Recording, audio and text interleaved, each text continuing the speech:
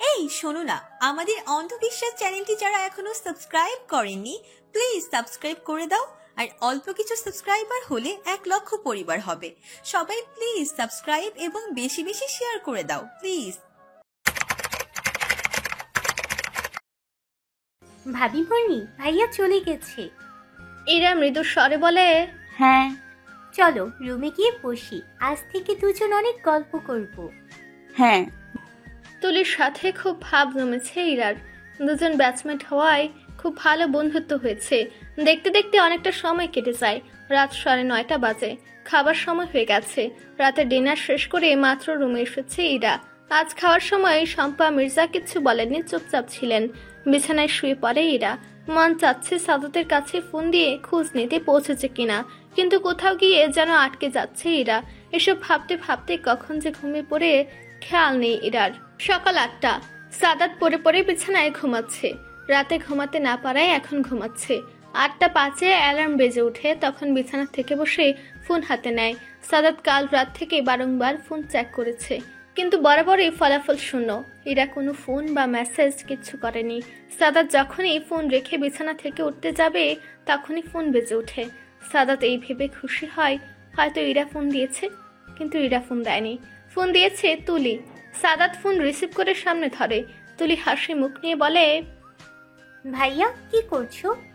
মাত্র ঘুম থেকে উঠলাম বনু, তুই কি করছিস? বাসার সবাই কেমন আছে? তুমি কি চোখে কিছু দেখছো না ভাইয়া? মানে কি দেখার কথা বলছিস? অবাক হয়ে সাদাত জিজ্ঞেস করে, আমি কোথায় বলো তো? কোথায় আবার? রুমে? ধুর, ভাল লাগে না। আমি যে তোমার রুমে, ও সরি তোমার না, তোমাদের রুমে, সেটা তুমি খেয়াল করনি ভাইয়া? ঠোঁট উল্টিয়ে। সাদাত মনে মনে হেসে ইনোসেন্ট ফেস করে বলে, ও আমি তো খেয়ালই করিনি, কিন্তু তুই আমাদের রুমে কেন? ভাইয়া তোমার বউটা তোমাকে ফোন করে তোমার খোঁজ নিবে, কিন্তু লজ্জায় ফোন দিতে পারছেন না। সে সকাল থেকে আমার পিছনে পিছনে ঘুরছে একটু ফোন দেওয়ার জন্য। সাদাতের মনটা ভরে যায়। তারপর বলে, মহারানী কোথায়? ওই তো খাটে বসে আছে। আচ্ছা রাখ তাহলে। কিন্তু ভাইয়া। কল কেটে দেয় সাদাত। যা দেখে ইরার খুব কষ্ট হয়। মানুষটা তার সাথে একটিবারও কথা বলল না। তুলি সান্ত্বনা দিয়ে নিজের রুমে চলে যায়। ইরা বিছানায় শুয়ে পড়ে। মিনিট 5 পর তার ফোনটা বেজে ওঠে। বালিশের কাছ থেকে ফোনটা চোখের সামনে নিয়ে দেখে স্বামী জান দিয়ে সেভ করা নাম্বার থেকে কল এসেছে। সে তো কোনো নাম্বার সেভ করেনি, তাহলে কি করলো সাদাত? হীরা মনে মনে আওড়াতে থাকে স্বামী জান। ইরার ভাবনার মাঝেই কল কেটে যায়। ইরা ভাবে সাদাত তার নাম্বার স্বামী জান দিয়ে সেভ করে দিয়েছে। স্বামী জান নামটা খুব অদ্ভুত লাগে তার কাছে, সাথে ভালো লাগায় ছেয়ে যায়। ইরার ভাবনার মাঝেই কল কেটে যায়। ইরা যখন টের পায় সে ভাবনার এতটাই বিভোর যে কল ধরতে পারেনি, তখন মনটা নিমেষে খারাপ হয়ে যায়। ফের তখনই আবার কল বেজে ওঠে। ইরা সময় নষ্ট না করে তাড়াতাড়ি ফোন রিসিভ করে কানে নেয়। দুজনে নিশ্চুপ, কেউ কথা বলছে না। দুজন দুজনের নিঃশ্বাসের শব্দ শুনছে। একজন জড়তায় কথা বলতে পারছে না, আর একজন অপেক্ষায় আছে কখন তার পিচ্ছি বউটা এক ঝলক কথা বলবে, কিন্তু সেটা আর হয় না। ইরা কথা বলে না। শেষমেশ উপায় না পেয়ে নিজেকেই আগে কথা বলতে হয়। কেমন আছো? ইরা কয়েক সেকেন্ড সময় নেয়, তারপর বলে, জি আলহামদুলিল্লাহ। আপনি কেমন আছেন? আলহামদুলিল্লাহ। কি করছো? সকালে নাস্তা করছো? শুয়ে আছি। আপনি কি করছেন? মাত্র গোসল সারলাম। সকালে খেয়েছো? হ্যাঁ, আপনি খেয়েছেন? এখনো খাওয়া হয়নি। আম্মু কি তোমাকে আরো কিছু বলেছে? না না না, আন্টি কি বলবে? আন্টি খুব ভালো মনের মানুষ।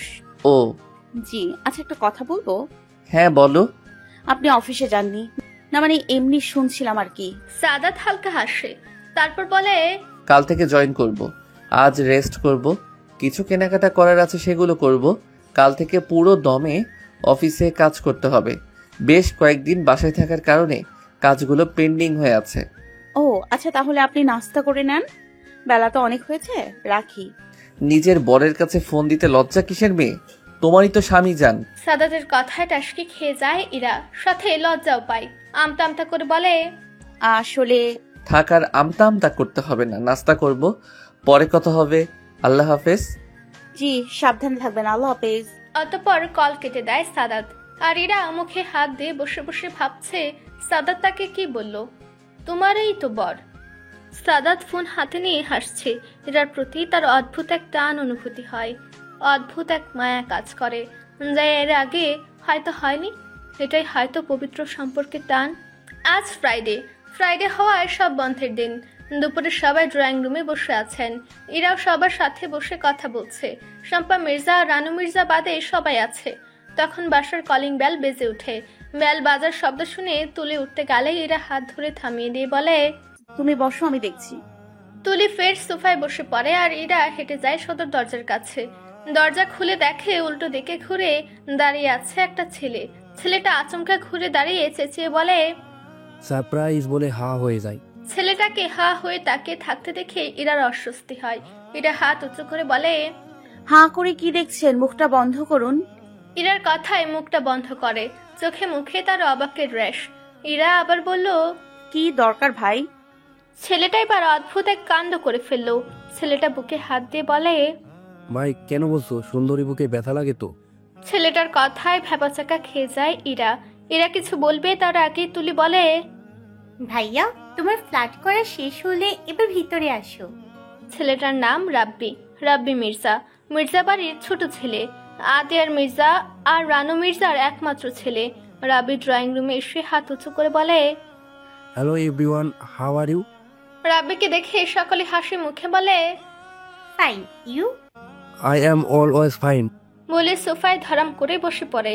তুলি আর ইরাকে দেখে বলে, ড্যাড, মেয়েটাকে? তুলি দৌড়ে এসে বলে, তোমার ভাবি ভাইয়া? মানে? চমকে দাঁড়িয়ে উঠে বলে। তুলি রাব্বির কাছে এসে বলে, ভাইয়া এমনি চমকিও না, রিল্যাক্স। এভরিওয়ান, আমাকে একটু ক্লিয়ার করে বলবা মেয়েটাকে আমাদের বাসায় কি করছে? ইসহাক মির্জা দাঁড়িয়ে যান। রাব্বির কাছে এসে তার কাঁধে হাত রেখে বলে, ছোট দাদু ভাই ও তোমার বড় ভাই সাদাতের বউ সম্পর্কে তোমার ভাবি। রাব্বি দু কদম পিছিয়ে বলে, না না, এটা হতে পারে না। ও কিছুতেই ভাইয়ার বউ হতে পারে না। কেন পারে না দাদু ভাই? ড্রয়িং রুমের সবাই অবাক হয়ে রাব্বির দিকে তাকিয়ে আছে। রাব্বি বলে, ওকে তো আমি। রাব্বি থেমে যায়। সে কি বলছে? রাব্বি হালকা হেসে বলে, দাদু আমি নেই আর তোমরা ভাইয়াকে বিয়ে দিয়ে দিলে, এটা ঠিক করলে না? ভাইয়ার বিয়ে নিয়ে আমার কত শত প্ল্যানিং ছিল, তোমরা তো সবটাই জানতে, তাহলে এমনটা করলে কিভাবে? তোমরা মোটেও ঠিক করনি। বলে সোফা থেকে ব্যাগটা নিয়ে দৌড় লাগায় দোতলায়। সবাই রাব্বির কাণ্ডে হতবাক হয়ে যায়। শাহাদাত মির্জা অবাক হয়ে বলেন, রাব্বির হঠাৎ কি হলো বাবা? ছেলেটা তো ঠিকই ছিল। যখনই শুনলো ইরা সাফাদের বউ, তখনই ওর রিয়াকশন পাল্টে গেল। ইসহাক মির্জা গম্ভীর কণ্ঠে বলেন, ও নিয়ে ভেবো না। অনেকদিন পর বাসায় ফিরেছে আর ফিরেই বড় ভাইয়ের বিয়ের খবর পেয়ে কষ্ট পেয়েছে। বড় ভাইয়ের বিয়ে নিয়ে সবারই অনেক আশা থাকে, তেমনি ওরও ছিল। আতিয়ার মির্জা বলেন, বাবা ঠিক বলেছে ভাই। রাব্বি নামের ছেলেটাকে দেখে কেমন একটা লাগলো ইরার কাছে। সন্দেহজনক মনে হলো। তবে সে সবেই মাথা না ঘামিয়ে খাবার খেতে চলে যায়।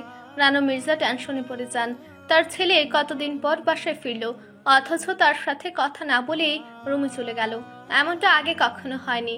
তিনি খাবার খাওয়ার জন্য ডাকতে গেলে রাব্বি বলে, মা আমি ভীষণ টায়ার্ড, আমার রেস্টের প্রয়োজন, আমি ঘুমাবো। তুমি যাও, আমার খিদে নেই, বাইরে থেকে খেয়ে এসেছি। আচ্ছা ঠিক আছে। বলে তিনি চলে যান। দুপুরের খাবার খেয়ে রুমে আসে ইরা। ফোন হাতে নিয়ে বসে আছে। সাদাত খেয়েছে কিনা সেটা জানার জন্য মনটা ছটফট করছে তার, কিন্তু ফোন দিতে পারছে না। ইরার তখনের কথা মনে পড়ে যায়। নিজের বরের কাছে ফোন দিতে লজ্জা কিসের? মেয়ে তোমারই তো স্বামী যান। ইরা আর না ভেবে কল দিয়ে ফেলে। দুবার রিং হতেই কল রিসিভ না করে কল কেটে দেয় সাদাত কল কেটে দিয়ে ভিডিও কল দেয়, যা দেখে চোখ বড় বড় করে তাকায় ইরা। কল কেটে দেওয়ার উপায় নেই ইরার, কল তাকে রিসিভ করতেই হয়। ইরা কল রিসিভ করে হাসি মুখে ফোনের স্ক্রিনে তাকায়। ইরা এবার প্রথম কথা বলে, দুপুরে খাইছেন? খেয়েছি, তুমি? হ্যাঁ আচ্ছা, পরে কথা বলবো না, এখন রাখছি। ইরার কথায় সাদাত অবাক হয়ে বলে, কথা না বলেই কল কেটে দিবে কেন? ইরা আস্তে করে বলে, এটা জানার জন্য ফোন দিয়েছিলাম, আর কি বলবো খুঁজে পাচ্ছি না, তাই আর কি। আচ্ছা। সাদাত কিছুটা জোরে হেসে বলে, আচ্ছা ঠিক আছে। বলে কল কেটে দেয় ইরা। ফোনটা বুকের সাথে চেপে ধরে জোরে একটা নিঃশ্বাস ফেলে। ইরা যখন সাদাতের সাথে কথা বলে তখন মনে হয় কি ওর গলা চেপে ধরেছে, কথাগুলো গলায় বেঁধে যায়। দেখতে দেখতে দুদিন চলে যায়, সবাই সবার মতো ব্যস্ত। সারাদিন বাসার মধ্যে থাকতেও সহ্য লাগে ইরার কাছে, কিন্তু বের হওয়ার কোনো উপায় নেই।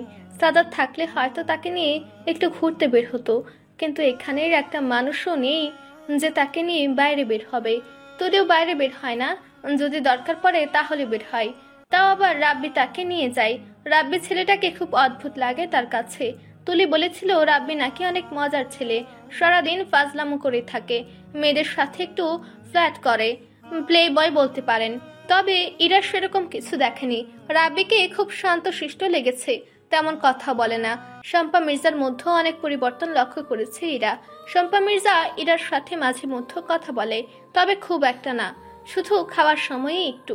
সাদাতের দাদুর জন্য তাকে হয়তো কিছু বলতে পারে না। ইসাক মির্জার কথায় শেষ কথা এই বাড়িতে। এখন বিকাল 4টা।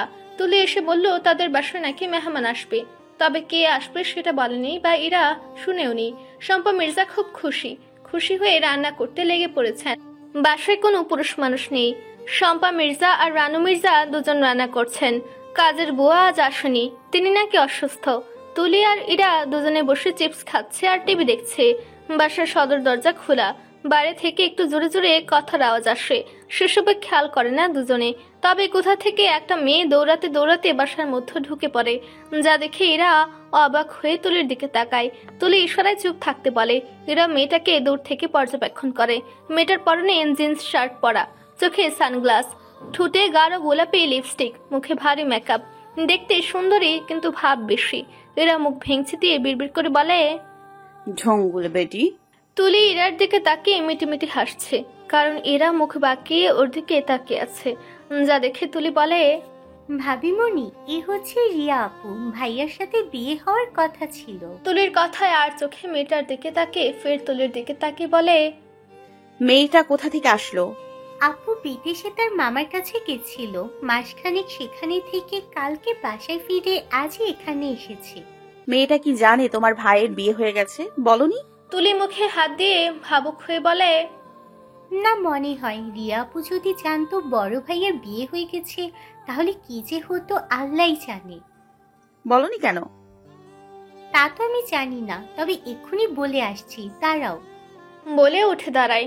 রিয়া নামের মেয়েটা শম্পা মির্জাকে জড়িয়ে ধরে বলছে, ফুপিমণি, কতদিন পর তোমাকে দেখলাম, তোমাকে খুব খুব মিস করেছি ফুপিমণি। কাল বাসায় এসে আজই তোমাকে দেখতে চলে আসছি। শম্পা মির্জা হেসে বললেন, খুব ভালো করেছিস, তবে দুদিন আগে আসলে সাদাতের সাথে দেখা হতো। সাদ দুদিন আগে চলে গেছে। রিয়া ন্যাকামি করে বলে, তুমি আগে বলবে না ফুপিমণি, আমার 7 বেবি আসছিল, আর আমি জানি না কাজটা তুমি মোটেই ঠিক করনি ফুপিজান। খুব ব্যস্ত ছিলাম সোনা, তার জন্য তোকে জানাতে পারিনি। কিসের এত ব্যস্ততা ফুপিমণি? আসলে আমি বলছি রিয়া আপু। আরে আমার তুলতুলে তুলি সোনা, কেমন আছিস? আলহামদুলিল্লাহ রিয়া আপু। আচ্ছা ফুপিমণি, কিসে এত ব্যস্ত ছিল ওরে, যার জন্য আমাকে বলতে পারিনি? তুলির মতি গতি সুবিধার লাগছে না শম্পা মির্জার কাছে। তিনি ইশারায় তুলিকে চুপ থাকতে বলে, কিন্তু তুলি তো তুলি, সে কি আর চুপ থাকতে পারে? তুলি দুষ্টু হেসে বলে, আর বইলো না গো আপি, বড় ভাইয়া বিয়ে করে আনছে, সেই জন্য বাসার সবাই কয়েকদিন খুব বিজি ছিল। বিয়ে প্লাস ভাইয়া খুলনাতে যাওয়ার সব মিলিয়ে খুবই ব্যস্ত ছিল সবাই। তুলির কথায় 2 কদম পিছিয়ে যায় রিয়া, কাপা কাপা কণ্ঠে বলে, ফুপিমণি, সাদের বিয়ে হয়ে গেছে? শম্পা মির্জা করুণ চোখে তাকিয়ে মাথা নিচু করে বলে, আসলে মামনি, আমরা। শম্পা মির্জাকে আর বলতে দিলেন না, তার আগে রিয়া চিল্লিয়ে বলে উঠে, আমার 7 বেবির বিয়ে হয়ে গেছে, আমাকে একবার জানানোর প্রয়োজন বোধটুকু করলে না? কার সাথে হয়েছে? মেয়েটা কোথায় ফুপি? রিয়াকে অস্থির হতে দেখে শম্পা মির্জা রিয়ার 2 হাত ধরে বলে, প্লিজ রিয়া, নিজেকে সামলা, এত অস্থির হোস না। তোর সাথ তোরই আছে, শুধু একটু ভুল বুঝাবুঝি হয়েছে, সব ঠিক হয়ে যাবে। রিয়া কাঁদতে কাঁদতে বলে, কিছু ঠিক হবে না ফুপি, আমি এখনই ড্যাডকে জানাচ্ছি। তোমরা সবাই আমাকে ঠকিয়েছ, তুমি কথা দিয়ে কথা রাখতে পারলে না ফুপিমণি। ভাব খারাপ দেখে তুলি চুপে চুপে ইরাকে নিয়ে কেটে পড়ে। রিয়াকে একটু পছন্দ না তুলির, বেশি অহংকারী, বাপের টাকা আছে বলে মানুষকে মানুষ বলে মনে করে না। শম্পা মির্জা রিয়াকে কিছু একটা বলেন, যার জন্য রিয়া নিজেকে সামলে বলে, ফুপিমণি তুমি একটু থাকো, আমি আসি। বলে দোতলায় দৌড় লাগায়। ইরা আর তুলি সাজাতের রুমে বসে গল্প করছিল। তখনই পারমিশন ছাড়াই রুমে ঢুকে পড়ে রিয়া। রিয়া আচমকা ইরার হাত ধরে টান মেরে খাট থেকে নিচে নামিয়ে দেয়। হঠাৎ এমন হয় ঘাবড়ে যায় ইরা। তুলি রেগে বলে, রিয়াপু, এটা কি করছো তুমি? ভাবি মনিকে টান মারলে কেন? রিয়া তীক্ষ্ণ দৃষ্টিতে তাকিয়ে বলে, তুই চুপ থাক তুরি, ছোট ছোটর মতো থাক, বড়দের মধ্যে কথা বলবি না, আমারটা আমাকে বুঝে নিতে দে। তুলি তাচ্ছিলের হেসে বলে, তোমার কখনোই ছিল না আপু, আর যা তোমার না তা নিয়ে কেন খামোখা সময় নষ্ট করছো তুমি? যা হয়েছে মেনে নাও না।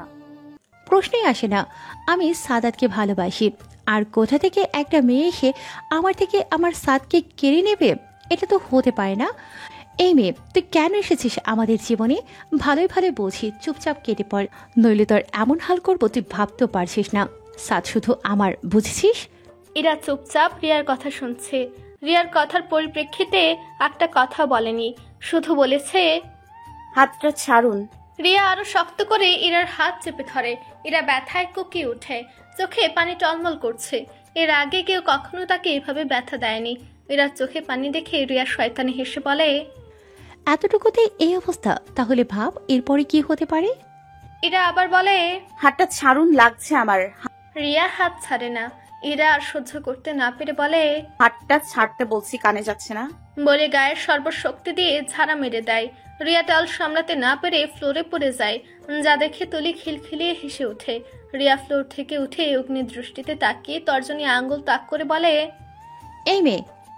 ইরা রিয়ার আঙ্গুল ধরে বলে, আঙ্গুল নিচে। বয়সে ছোট হতে পারি, কিন্তু সম্পর্কে আপনার থেকে বড়, তাই ভাবি বলুন আমাকে। আর হ্যাঁ, আমি চুপ করে শুনছি বলে ভাববেন না আমি কিছু বলতে পারি না। নেহাত আপনি আমার থেকে বয়সে বড়, নইলে বুঝিয়ে দিতাম আমি কি। একটা প্রবাদ আছে না, ছোট মরিচে ডক বেশি। ইরার কথায় আশ্চর্য হয়ে যায় রিয়া। দুদিনের এই মেয়ে তাকে এতগুলো কথা শুনিয়ে ছাড়লো। রিয়া রাগে গজগজ করতে করতে রুম থেকে বেরিয়ে যায়। রাগে গজগজ করছে রিয়া। তাকে পাশে বসে সান্ত্বনা দিচ্ছেন শম্পা মির্জা। শম্পা মির্জার এই আহ্লাদিপনা ভাল লাগছে না রানু মির্জার। বড় যা বলে কিছু বলতে পারছেন না। খামাখা ঝামেলা বাড়িয়ে কেন শত্রু হতে চাইছেন তিনি এটাই বুঝছেন না রানু। শম্পা মির্জার রুমে সোফায় বসে রিয়া নখ কামড়াচ্ছে, ফর্সা মুখ লাল হয়ে আছে। রিয়া গম্ভীর কণ্ঠে বলল, ফুপিমণি, মেয়েটার এত সাহস হয় কি করে? আমাকে যাচ্ছে তাই বলেছে, একে তো আমি ছাড়বো না, এর শেষ দেখে ছাড়বো।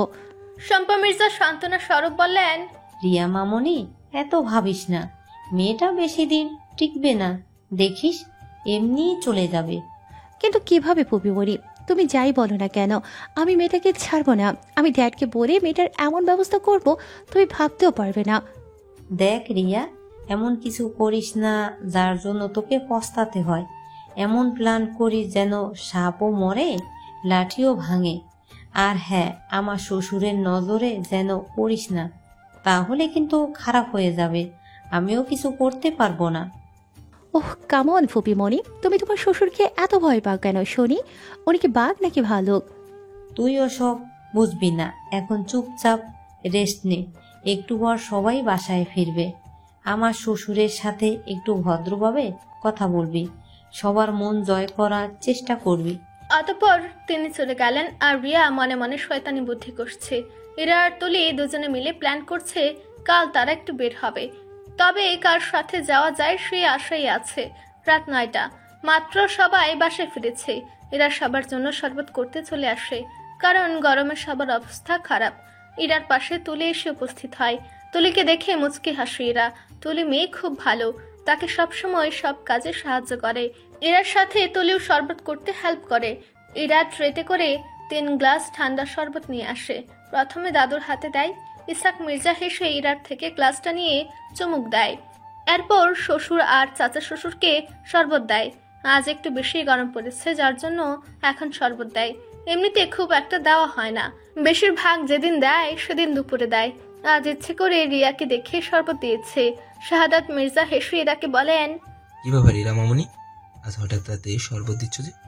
ইরা মুচকি হেসে বলে, আসলে বাবা আজকে একটু বেশি গরম পড়ছে, তার জন্য ভাবলাম যদি একটু শরবত করে দেই তাহলে আপনাদের ভালো লাগবে।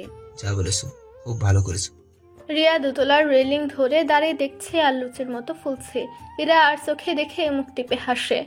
দেখতে দেখতে কেমন করে যে সময় চলে যাচ্ছে বলা মুশকিল। আজ শাহাদাত মির্জা, তুলি আর ইরাকে নিয়ে কলেজের উদ্দেশ্যে বের হয়েছে।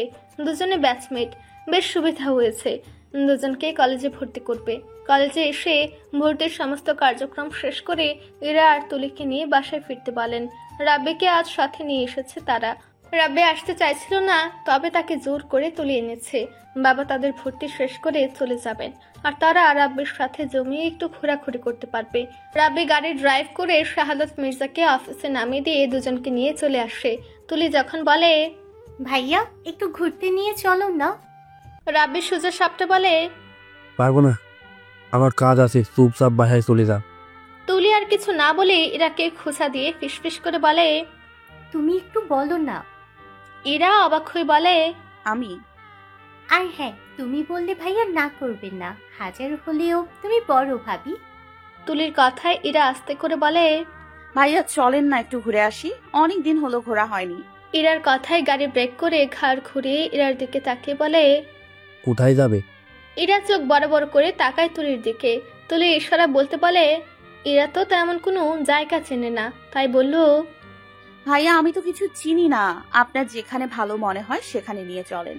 রাব্বি নিজের সবচেয়ে পছন্দের একটা জায়গায় দুজনকে নিয়ে যায়। নির্ধারিত জায়গায় পৌঁছে গাড়ি থেকে নেমে পড়ে তিনজনই। রাব্বি দুজনকে ঘুরতে বলে নিজে ঘাসের উপর বসে ফোন বের করে। ইরা আর তুলি দুজনের সব জায়গায় ছোটাছুটি করছে। দুজনের খিলখিল হাসির শব্দে মেতে উঠেছে চারিপাশ।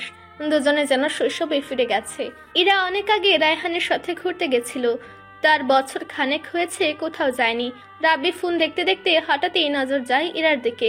মেয়েটা কি সুন্দর হাসছে, হাসিতে যে জাদু আছে, যে কাউকেই খেয়াল করতে পারবে। রাব্বি হঠাৎ করেই ইরার কয়েকটা ছবি তুলে নেয়। তোলার পর মনে মনে প্রশ্ন জাগে, সে কেন ছবি তুলল? একজনের অনুমতি ব্যতীত কারোর ছবি তোলা উচিত নয়, সে তো জানে। তাহলে আবার ভাবে, তুলেছে তো কি হয়েছে, এখন তো সে তার বড় ভাবি হয়। এক সময় না হয় ভালোবেসেছিল, তখন জানতো না ইরা রায়হান ভাইয়ার বোন। জানলে হয়তো আজ ইরা তার হতো। ইরাকে একদিন মেলায় দেখেছিল, তারপর আর পায়নি। অনেক খুঁজেছে কিন্তু পায়নি, প্রতিবারই নিরাশ হয়েছে। তারপর যেদিন দেখলো, সেদিন তার আর কিছু করার ছিল না, সবটা মেনে নিয়েছে। এটাই হয়তো তার ভাগ্যে ছিল। ভালোবাসার মানুষ বড় ভাইয়ের বউ হয়ে গেল ভেবে তার ছেলের হাসে। রাব্বি হোয়াটসঅ্যাপে গিয়ে সাদাতের কাছে ছবিগুলো পাঠিয়ে দেয়। সাদাত তখন লাইনে ছিল না, তার জন্য আর দেখেনি। অনেকটা সময় কেটে যায়। রাব্বি দুজনকে তাড়া দেয় বাসায় যাওয়ার জন্য। ইরা তুলি দুজনে আজ অনেক এনজয় করেছে। দুজনে রাব্বির কাছে এসে বলে, ধন্যবাদ ভাইয়া, আজ আপনার জন্য অনেক আনন্দ করেছি। রাব্বি মুচকি হেসে গাড়িতে উঠতে বলে। দুজনের জন্য আইসক্রিম আনতে চলে যায়। আইসক্রিম এনে দুজনকে দিয়ে গাড়ি স্টার্ট দেয়। দুজন আইসক্রিম খেতে খেতে বাসায় চলে আসে। তিনজনের বাসায় ফিরতে ফিরতে 12টা বেজে যায়। সেই সকাল 9টায় গেছে আর বাসায় ফিরেছে 12টায়। যা দেখে শম্পা মির্জা এগিয়ে সে তুলিকে বলে, এত দেরি হলো কেন? এত দেরি হওয়ার কথা না তো। তাহলে বাইরে এতক্ষণ কি করছিলে? কিছুটা রাগে গলায় বলেন। তুলি স্বাভাবিকভাবে বলে, আম্মু ভর্তির কাজ শেষ করে একটু ঘুরতে গেছিলাম। এখন ঘুরতে যাওয়াতে যদি তুমি অসুখী হও, তাহলে আমার কিছু করার নেই। শম্পা মির্জা তুলির দিকে তেড়ে হাত ঝাঁকা দিয়ে বলে, এ কেমন কথা বলছিস তুই? মায়ের সাথে কিভাবে কথা বলতে হয় সেটা কি ভুলে গেছিস? আর আমি কি কিছু বলেছি? হ্যাঁ, তুমি অনেক বদলে গেছো আম্মু। তুমি তো ভুলেই গেছো তোমার একটা মেয়ে আছে। তুমি তো সারাদিন রিয়াপুকে নিয়ে পড়ে থাকো। আর বড় ভাবিমণি যে এই বাড়িতে আছে, তুমি এসে এই পর্যন্ত একবারও এসে বলেছো বৌমা কি করছো, খাইছো? তুলির কথায় খুব রেগে যান শম্পা মির্জা। শম্পা মির্জা হাত উঁচু করে থাপ্পড় মারতে যায়। তুলির ভয়ে চোখ মুখ খিচে বন্ধ করে নেয়। রাব্বি মাত্র ড্রয়িং রুমে এসে দাঁড়িয়েছিল, তখনই বড় কাকিকে দেখে তুলিকে মারতে। দৌড়ে গিয়ে শম্পা মির্জার হাত ধরে বলে, কি করছো তুমি? তোমার মাথা ঠিক আছে? ওকে মারছো কেন? কি করেছো? শম্পা মির্জা দাঁতে দাঁত চেপে বলল, দিন দিন ওর সাহস বেড়ে গেছে, মায়ের মুখে মুখে কথা বলছে। সাহস কত মেয়েরে তক্তা বানিয়ে দেব বলে চলে যান তিনি। তুলি কান্না করতে করতে নিজের রুমে চলে যায়। আর এরা বাকরুদ্ধ হয়ে দাঁড়িয়ে আছে। কি ঘটে গেল বুঝে উঠতে সময় লাগে তার। রাব্বির কথায় কেঁপে উঠে এরা। কি হয়েছে এরা? কাকিমণি ওকে মারতে গেলে কেন? ইরা কিছু না বলে দৌড়ে তুলির রুমে চলে যায়। রাবিয়া অবাক চাহনি নিয়ে তাকিয়ে রয়। আপাতত ড্রয়িং রুমে কেউ নেই, যে যার রুমে। বালিশে মুখ গুজে খুব কাঁদছে তুলি। হীরা তাকে সান্ত্বনা দিচ্ছে কেন সে ওসব কথা বলতে গেল। তাকে নিয়ে মা মেয়ের মধ্যে ঝামেলা করলো। তুলি ফুপি বলে, জানো মা না রিয়া আপু ছাড়া আর কাউকে ভাইয়ার পাশে মেনে নিতে পারেন না। মা মনে করে একমাত্র রিয়া আপু ভাইয়ার জন্য পারফেক্ট, সেই ছাড়া নাকি ভাইয়ার জন্য যোগ্য আর কোনো মেয়ে নেই। এজন্যই তো আমার ভালো লাগে না। দেখছো না রিয়া আপু কতদিন আসছে অথচ যাওয়ার নাম নেই। আপু যদি একটু যেতেও চাই তাহলে তাকে আটকে দেয়। তুলির কথার মাঝে সাদাত ভিডিও কল দেয়। এরা ধরবে কিনা ভাবছে। তুলি বুঝতে পেরে কল ধরতে বলে। এরা কল রিসিভ করে সামনে ধরতে সাদাত বলে, তোমাকে এমন দেখাচ্ছে কেন? কিছু কি হয়েছে? সাদাতের কথায় চমকে ওঠে এরা। সাদাতকে এখন কি বলবে সে? অনেক ভেবে বলে, কিছু হয়নি তো কি হবে, সব ঠিক আছে। ইরাকে মিথ্যে বলতে দেখে তুলি ফোন কেড়ে নিয়ে ফুপিয়ে কেঁদে উঠে বলে, ভাইয়া জানো মা আজ আমাকে মারতে এসেছিল, তুমি কবে আসবে ভাইয়া? মনের কথায় সাদাত আশ্চর্য হয়ে যায়। তার মা তুলিকে মারতে চেয়েছিল, কিন্তু কেন? সাদাত তুলিকে ইরার কাছে ফোন দিতে বলে। তুলি ফোন দিয়ে দেয়। ইরা ফোন ধরে বলে, বলুন। আম্মু ওকে মারতে চেয়েছে কেন? মিথ্যা বলবে না সব সত্যি বলবে? ইরা দ্বিধায় পড়ে যায়, কিন্তু না বলেও কোনো উপায় নেই। ইরা একটু আগের ঘটনা সব বলে। সব শুনে সাদাত নিশ্চুপ। তারপর কিছু কথা বলে ফোন রেখে দেয়। বিছানার উপর ফোন রাখতেই শম্পা মির্জা হাজির হয়। এই সময় তাকে দেখে ঘাবড়ে যায় ইরা। সে আবার শুনে ফেলেনি তো? ইরার ভাবনায় সত্যি হলো। তিনি রুমে ঢুকতে ঢুকতে বললেন, তোমার জন্য আজ আমার মেয়ের এই অবস্থা। তাকে তুমি উস্কিয়ে দিয়েছো। তুলি আগে এমন ছিল না, যবে থেকে তোমার সাথে মিশতে শুরু করলো তবে থেকেই ও এমন হয়েছে। ইরা অবাক হয়ে বলে, আন্টি চুপ, মেয়ে একটা কথাও বলবে না। তোমাকে তো আমি কোনো দিনও মানবো না, আর না তুমি সাদের সাথে সুখে সংসার করতে পারবে।